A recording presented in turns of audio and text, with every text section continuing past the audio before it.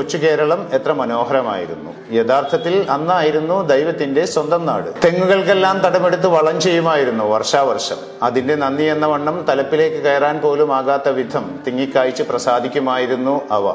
മാസാമാസമുള്ള വിളവെടുപ്പ്. കിട്ടിയ തേങ്ങയിൽ വീട്ടാവശ്യത്തിനുള്ളത് എടുത്ത് ബാക്കി ഉണക്കി കൊപ്രയാക്കി ആട്ടിയ വെളിച്ചെണ്ണ കൊണ്ടുവരുമ്പോൾ ആ പ്രദേശം മുഴുവൻ അറിയുമായിരുന്നു നാളികേര സുഗന്ധം. തൊഴുത്തിലെപ്പോഴും ഒരു പശുവിനെങ്കിലും കറവ ഉണ്ടാകുമായിരുന്നു. പാലും മോരും തൈരും വെണ്ണയും നെയ്യും അടുക്കളയിൽ എപ്പോഴും നിറഞ്ഞു നിൽക്കുമായിരുന്നു. നെല്ലും പയറും മുതിരയും ഉഴുന്നും ഊഴം പോലെ മുറ്റത്ത് കിടന്ന് ഉണങ്ങുമായിരുന്നു. പുരയിടങ്ങളിൽ അമ്മ നടുന്ന പച്ചക്കറിക്ക് വെള്ളം ഒഴിക്കാനായി ഓടി നടക്കുന്ന അച്ഛൻ. ചെറിയ മൺപാത്രങ്ങളിൽ വെള്ളം തൂക്കി നിരനിരയായി ഞങ്ങൾ കുട്ടികൾ ചീരയെയും കൈപ്പയെയും വെണ്ടയെയും നനച്ചിരുന്നു. ഇടക്കൊക്കെ മൂക്കാത്ത വെള്ളരിയും വെണ്ടയും പൊട്ടിച്ചു വായിലാക്കിയിരിക്കും. വൈകുന്നേരം ഒരു പ്രധാന ജോലിയുണ്ട്. തലേന്ന് കത്തിച്ചു വെച്ച കരി പിടിച്ച കറുത്ത മണ്ണെണ്ണ വിളക്ക് തുടച്ചു മിനുക്കി വെക്കണം. അത് കഴിഞ്ഞ് കിണറ്റിൻ കരയിൽ ചെന്ന് വെള്ളമെടുത്ത് ലൈഫ് ബോയ് സോപ്പും ചകിരിയും ഉപയോഗിച്ചുള്ള കുളി. പിന്നെ ക്യൂട്ടിക്യൂറ പൗഡറിന്റെ സുഗന്ധം. വൈകുന്നേരം ചായ കുടിക്കാനെന്നും പറഞ്ഞ് കടയിലൊക്കെ പോയി സന്ധ്യക്ക് വീട്ടിലേക്ക് വരുന്ന അച്ഛന്റെ കയ്യിൽ കാണും ഒരു പൊതിയും എവറഡി ടോർച്ചും. കണ്ണിലും മനസ്സിലും അത് തെളിയിക്കുന്ന പറഞ്ഞറിയിക്കാനാവാത്ത അനുഭൂതിയുടെ ആത്മബന്ധത്തിന്റെ കരുതൽ സുഖം. മണ്ണെണ്ണപ്പുക വലിച്ചു കയറ്റിക്കൊണ്ട് അമ്മ ചോറ് തിന്നാൻ വിളിക്കും വരെയുള്ള പുസ്തക വായന. കൂട്ടിന് വയലിൽ നിന്നുള്ള തവളകളുടെ മേളം. ഉറങ്ങാനുള്ള തിരക്ക് കൂട്ടൽ. കാലത്തെണീറ്റാൽ ഉടനെ ഉണക്കയിലകൾ കൂട്ടിയിട്ട് കത്തിച്ച് വട്ടം കൂടിയിരുന്ന് തീക്കായ. ആ സമയത്ത് മഞ്ഞ് വീണ് നിറഞ്ഞ വൈക്കോൽ കൂനയിൽ നിന്നും വെളുത്ത പുക ഉയരുന്നുണ്ടാകും. കുളിയും ചായകുടിയും കഴിഞ്ഞ് 9 മണി എന്ന കണക്കിൽ പുസ്തകക്കെട്ടിന് ഇലാസ്റ്റിക്കും വലിച്ചിട്ട് ബട്ടൺ പൊട്ടിയ ട്രൗസറും പിടിച്ച് ഒറ്റ ഓട്ടം സ്കൂളിലേക്ക്.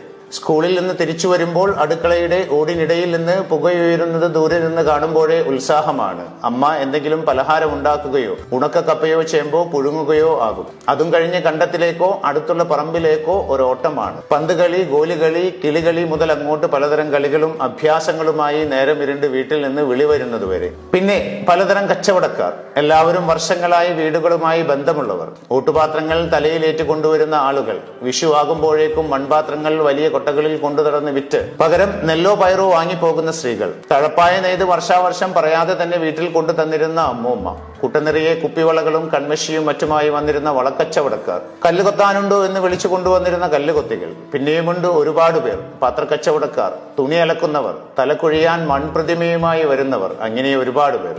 അവരൊക്കെ ഒരു കാലത്ത് ആ സംസ്കൃതിയുടെ ഓരോ ഭാഗങ്ങളായിരുന്നു.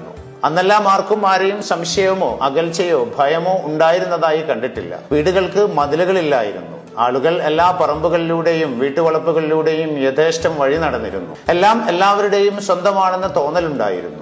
അരിയായാലും തേയിലയായാലും ചുറ്റുമുള്ള വീടുകളിൽ എവിടെയെങ്കിലും ഉണ്ടായാൽ മതിയായിരുന്നു. എല്ലാവർക്കും അതിൽ അവകാശമുണ്ടായിരുന്നു. വീട്ടിലെ കറിക്ക് രുചിയില്ലെങ്കിൽ പാത്രവും എടുത്ത് അയൽപക്കത്തേക്ക് ഒറ്റയോട്ടമായിരുന്നു. എവിടുന്നും എപ്പോഴും ഭക്ഷണമോ വെള്ളമോ കിട്ടുമായിരുന്നു. പ്രത്യേകിച്ച് എന്തെങ്കിലും പാകം ചെയ്താൽ ഓരോ ഓഹരി അയൽ വീടുകളിലും എത്തിയിരുന്നു. കുരുത്തക്കേട് കണ്ടാൽ മുതിർന്നവർക്കും അധ്യാപകർക്കും ശാസിക്കാൻ ആരുടെ മക്കളാണെന്ന് നോക്കേണ്ട ആവശ്യമില്ലായിരുന്നു. മക്കൾ എല്ലാവരുടെയും മക്കളായിരുന്നു.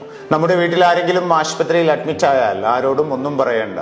അയൽപക്കത്തുള്ളവർ പൊടിയേരി കഞ്ഞിയും ചമ്മന്തിയും തോരനുമായി നീളമുള്ള അടുക്കുപാത്രവുമായി വരും. എന്നിട്ട് കൂട്ടിനിരിക്കുന്നവരെ വീട്ടിലേക്ക് വിടും, കുളിച്ച് വസ്ത്രം മാറി വരാൻ. അടുത്ത വർഷം വരെ മനസ്സിൽ തങ്ങി നിൽക്കാൻ പാകത്തിൽ കൊല്ലത്തിൽ 1-2 പ്രാവശ്യം മാത്രം ലഭിച്ചിരുന്ന മാസ്മരിക ഗന്ധം തീർത്ത് മനസ്സിലും ശരീരത്തിലും കുടിയേറിയിരുന്ന കോടിയുടുപ്പുകൾ.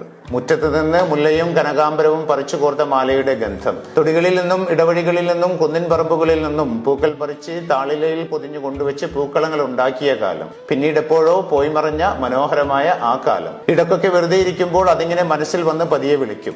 ഒന്ന് കണ്ണടച്ചു കൊടുത്താൽ മതി, നമ്മളെയും എടുത്ത് പറക്കും കാലങ്ങൾക്ക് പിറകിലോട്ട്. എല്ലാവരും അറിയട്ടെ, ഇങ്ങനെയുള്ള ഒരു നല്ല കാലം നമ്മളിൽ പലർക്കും ഉണ്ടായിരുന്നു എന്ന്. ഇനി ഒരിക്കലും തിരിച്ചു വരാൻ സാധ്യതയില്ലാത്ത കാലം.